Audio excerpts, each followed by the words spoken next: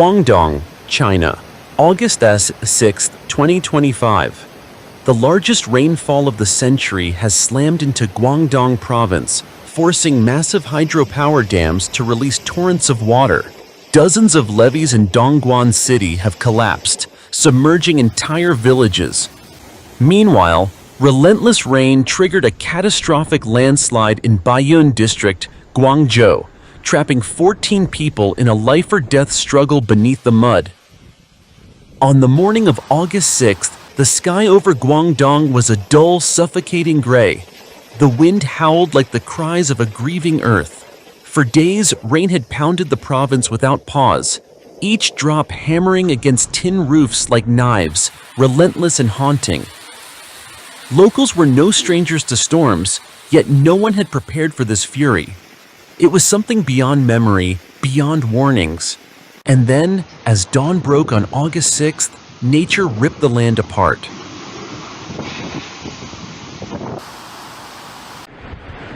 "8:30 a.m. A dry, deafening crack split the roar of rain.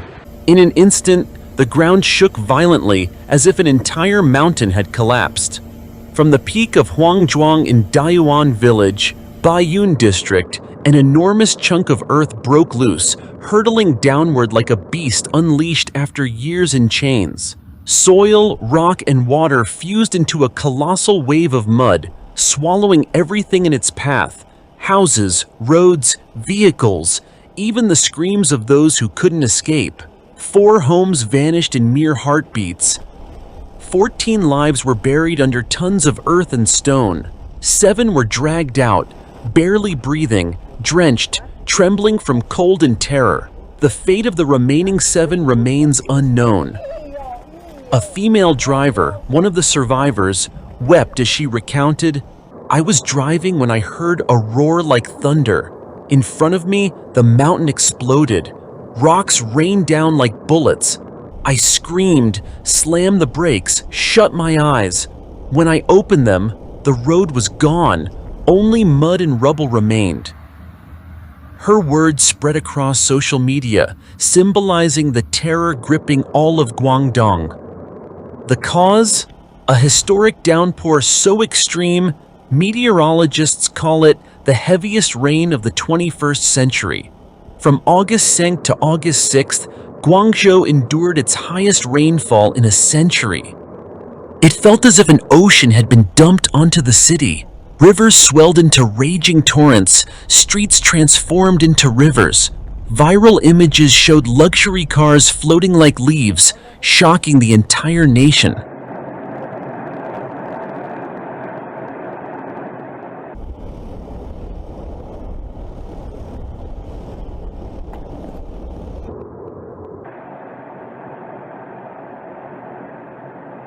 Yet worse was still to come. Giant reservoirs, overwhelmed by water, were forced to release their floodgates. To save the dams, every gate was opened. That single act turned the downstream regions into a vast inland sea. 5 major reservoirs discharged simultaneously, sending walls of water crashing into riverside villages. The Xi River in Dongguan, unable to withstand the surge, burst apart. Floodwaters roared into homes, drowning dozens of villages. Footage from residents captured highways ripped apart, bridges swept away, and colossal trucks tossed aside like toys. A man, voice breaking, said, "My car. I bought it just 5 days ago. Now it's at the bottom of the river. I've lost everything." Locals described the Xi River, a lifeline for Dongguan, tearing open on Wednesday. Water surged into neighborhoods, dragging mud and debris, transforming the area into a massive swamp. Authorities rushed in heavy trucks loaded with sandbags and stone, driving them straight into the breach in a desperate attempt to stop the flow. But the current was too fierce, gouging the riverbank wider with every hour. Witnesses likened it to a battlefield. Hold the line, or everything downstream would be lost.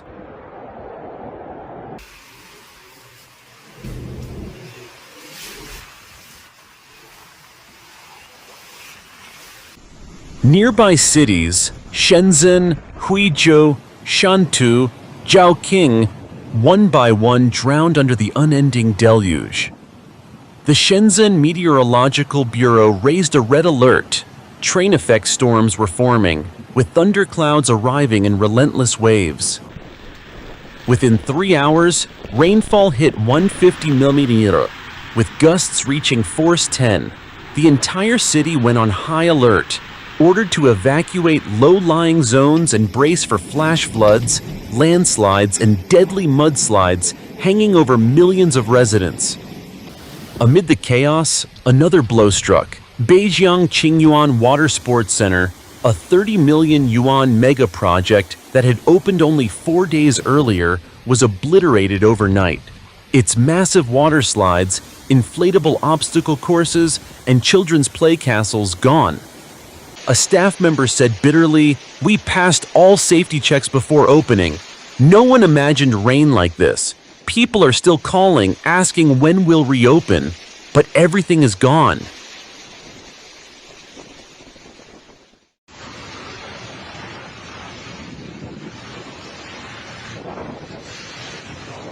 Meanwhile, Baiyun International Airport, the lifeline of southern China's aviation, canceled 363 flights and delayed another 311. Thousands of passengers slept on the floor, announcements of canceled flights echoing endlessly. The Pearl River Delta, one of Asia's busiest economic hubs, lay paralyzed beneath floodwaters. And then came the silent horror, disease. As the water stagnated, Aedes mosquitoes swarmed, igniting a chikungunya fever outbreak. In weeks, Guangdong reported 7,000 infections. Victims burned with fever, crippled by agonizing joint pain.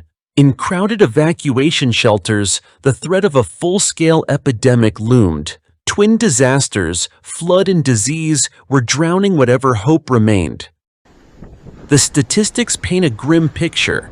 At least 5 dead, 14 trapped in landslides, thousands of homes destroyed, 16 rivers on the brink of bursting. Beijing scrambled, releasing 1 billion yuan in emergency aid for Guangdong and neighboring provinces. More than 1,300 rescuers plunged into danger, wading chest-deep through icy floodwaters, digging through mud and rubble by hand. Day and night, their flashlights pierced the torrential rain, voices echoing into the darkness. "Is anyone there?"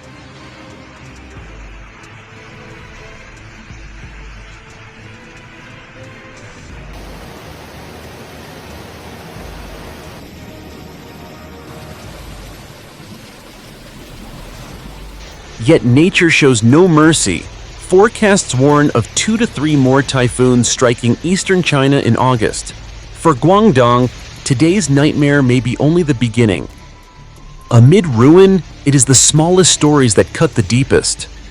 An old man clutching a mud-soaked family photo sits dazed before what was once his home. A little girl sobs to her mother, "When can we go home?" But their house is gone.